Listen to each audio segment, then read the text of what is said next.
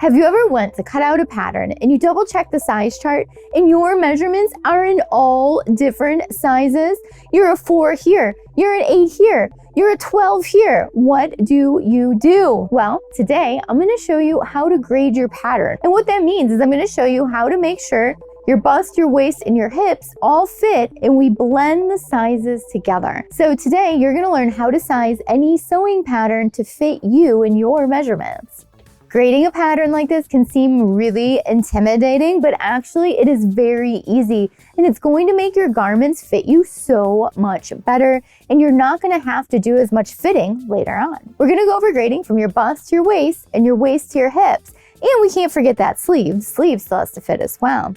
And we're going to be grading in and out. So this should cover just about any sewing pattern that you have where you might run into this. And just real quick before we start, if you're really enjoying Sewing Anastasia, make sure you like and subscribe. It really helps out the channel a lot. And if you want to learn more about sewing, make sure you check out my online sewing academy and my in-person classes. There's links down below for those. Now let's get back to grading this pattern. And the first demo is going to be when your waist is a bigger size than your bust size. So we're going to be going from a 10 in the bust to a 14 in the waist. And then I'm going to show you how to reverse that and go from a bigger bust to a smaller waist. So I have my size chart here, and for the first demo, we're going from a 10 in the bust to a 14 in the waist. So we're going to skip the 12, and we're going to end up grading all the way to the 14. The first thing we need to do is figure out where you're grading from and to. And we're grading from the bust to the waist.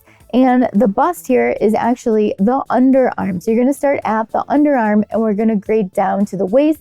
We have a seam here in this pattern at the waist, so it just goes to the bottom of the pattern.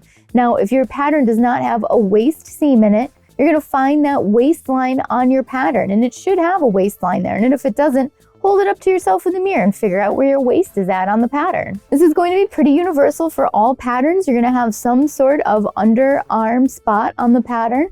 Even if it's a strapless dress, you're going to start at the very top of it at the side seam. Now that we've found where our bust and waist points are on the pattern, we can start grading. So we need to find the lines on the pattern that these sizes correspond to. So I need the 14 for the waist, so I'm going to put a little mark here at the corner for the waist, and then we're going to come up to the bust. And now I'm going to find what line the 10 is, which is this blue dash line, and I'm going to follow that all the way up to the bust point. So I'm going to put a little mark there at the underarm where the 10 is.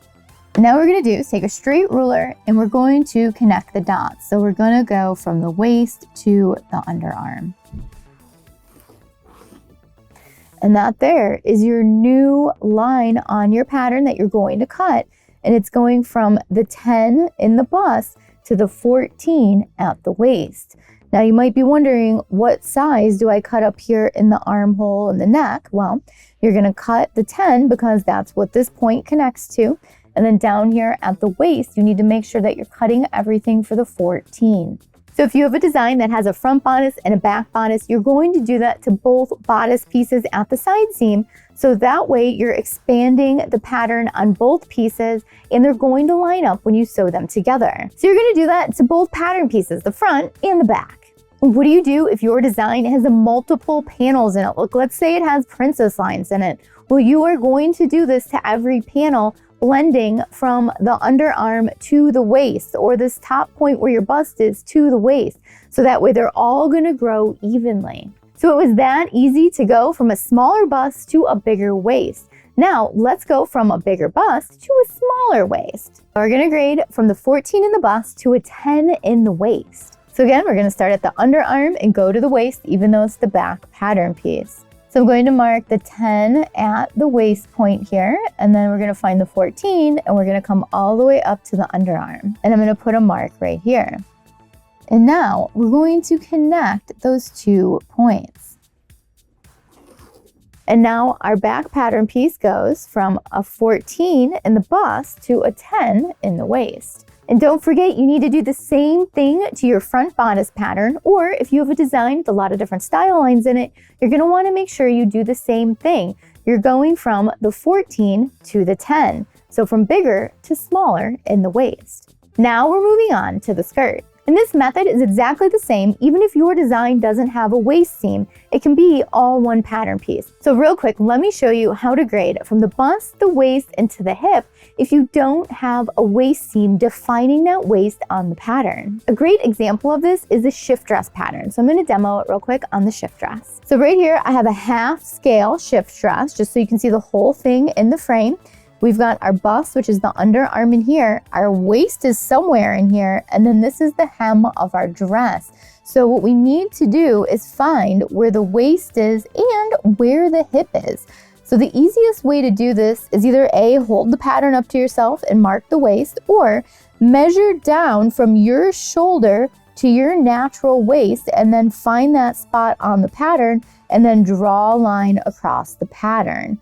So let me show you how to do that real quick. So we need to find that natural waist measurement. So we're gonna measure from the middle of the shoulder over the bust to your natural waist. So for me here, I'm getting about 17. So then you're gonna come down to your pattern and measure from the center of the shoulder down to 17. And then you can draw a horizontal line across your pattern and you will use this as your waist position. And now you can do the same thing for finding your hips.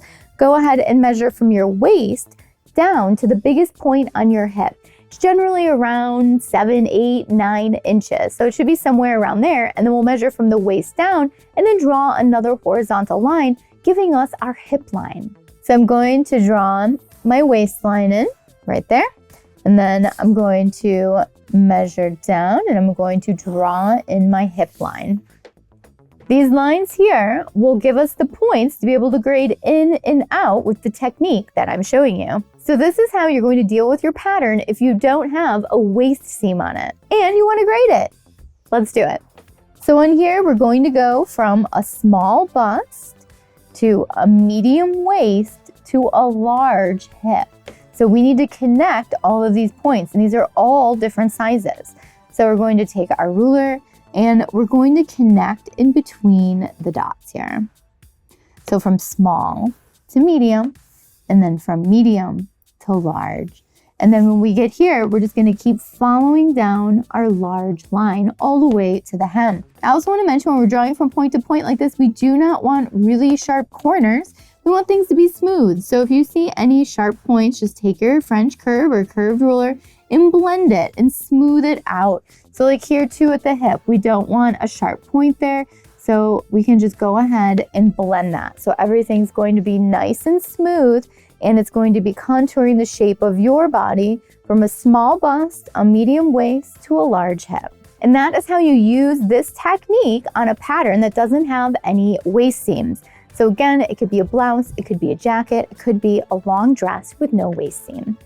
Now let's get back to grading that skirt to fit into the top bodice. So my bodice pattern and my skirt pattern, and we need these to fit together. And I'm showing you these because on this front bodice, I went from a 10 bust to a 14 waist. And this means over on the skirt, I need to start at a 14 waist so that way these sew together. So whatever waist size you ended up with on the bodice, you need to start with that on the skirt. So that way they sew together beautifully. Otherwise, one's gonna be bigger or smaller. Whew, and then we're gonna have problems. Since I had a 14 waist on the bodice, I'm gonna mark the 14 corner here on the skirt at the waist. That's the point we're gonna start with. When we grade here, we're gonna start with the waist. Now we want to draw in that hip line, and this can be different on everyone. So again, measure from your natural waist down to the biggest point on your body. Hip, butt, this can differ on people, generally around 7 to 9 inches. So if I measure on here, 9 inches looks good. So what we're going to do is measure from the waist down 9.5 inches because this seam allowance has a 1/2 inch seam allowance. Don't forget about your seam allowances in your pattern. To figure out where to draw this line from, I'm going to find the 14 waist at center front, and I'm going to measure down 9.5 inches. And now I'm going to take my ruler and we're going to draw a line across the pattern. And now I have my hip line. And for this sample, we're going to go from a 14 in a waist to a 20 in the hip. So I'm going to find the 20 line. I'm going to come all the way down to the hip line and I'm gonna put a mark here. So we need to connect these two. We do not want to use a straight ruler because you are not straight there. Well, probably not, you could be. We are going to use the hip curve ruler, and we are going to connect these 2 points here. And it's just a slight curve in the hip. And you can see when I'm using this, I'm going to connect it with the 14. I want to connect it so that way this ruler is going to follow that line for the 22. So from here to here is looking pretty smooth. So from 20. So from 14 to 20, and I'm going to draw a little line there. And this is looking like a nice smooth line from 14 to 20, and then we would continue cutting down the 20 line. And it's that easy to grade from your waist to your hip on your skirt. And you're gonna wanna make sure you do the same thing for your back skirt pattern. And if your skirt has panels in it, you're gonna go ahead and do that to all of your panels, grading from the 14 to the 20 or whatever your measurements are in between sizes. So I've marked my 14 in the waist. And now let's say we have a size 8 hip. If I take my ruler and I put it on the size 8 hip, which is here, it's going to start to narrow in. Now, this might not necessarily look great for a design that you are working with. This could not work because this is going to give you a very pegged legged look.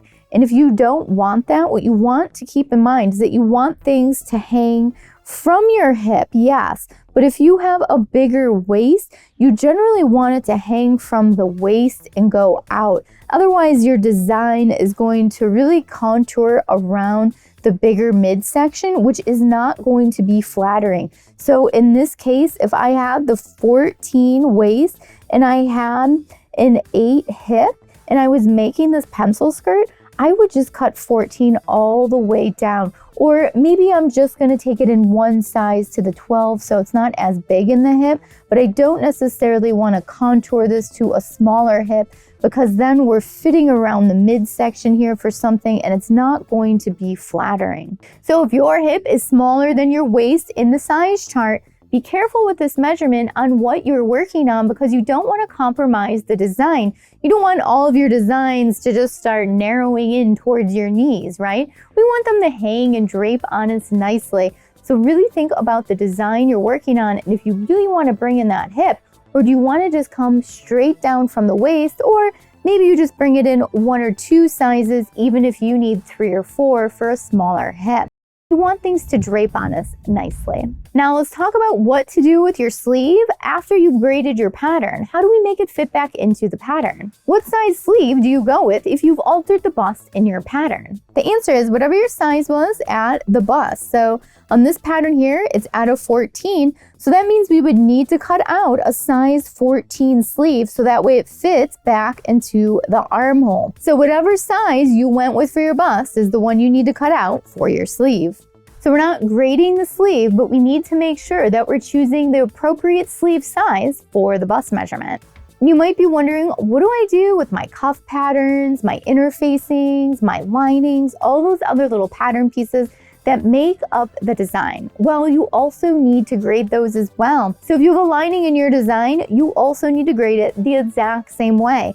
If you have a facing piece that goes somewhere, you also need to make sure that you're extending it the same amount that you did your outside self pieces, so that way when you're sewing it, it all goes back together nicely. So today you've learned how to grade any sewing pattern to fit your particular size. You learned how to grade from the bust to the waist to the hips, whether your size is going out or in.